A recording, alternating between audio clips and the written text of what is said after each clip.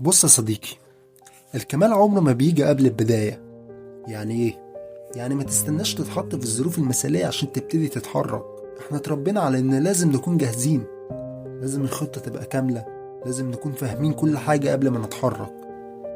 بس الحقيقة ان التفكير ده هو اكبر سبب بيخلي الناس واقفة مكانها.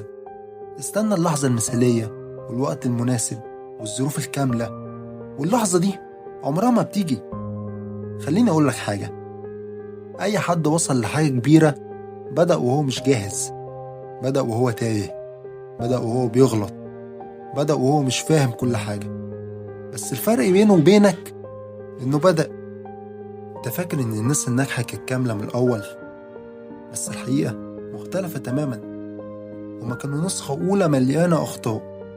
أول فيديو عملوه كان وحش، أول مشروع بنوه كان فاشل، أول خطوة كانت متلخبطة، بس كانوا بيتحركوا. ومع كل خطوة كانوا بيتعلموا، ومع كل غلطة كانوا بيتحسنوا، لحد ما وصلوا للناس اللي انت نفسك تبقى شبههم.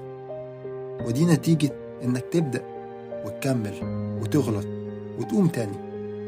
علشان اقربك من الصورة، خليني اسألك سؤال: كم فكرة في دماغك ما بدأتش فيها؟ مش عشان مش عارف، لكن عشان عايز تبقى كامل من الأول.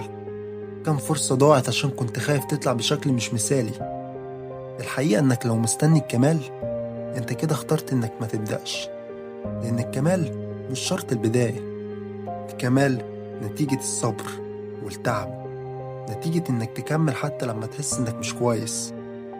ويمكن أهم نقطة لازم تفهمها، إنك مش محتاج تبقى جاهز عشان تبتدي. ابدأ بأي حاجة، ابدأ بأي شكل، ابدأ بأي إمكانيات، ابدأ حتى لو خايف. لأن البداية هي الحاجة الوحيدة اللي بتخليك أقرب من النسخة اللي أنت عايزها.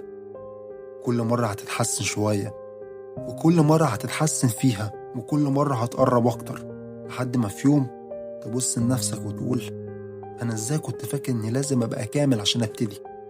وفي اللحظة دي هتفهم إن الكمال الحقيقي اتخلق من كل مرة بدأت فيها وإنت مش كامل.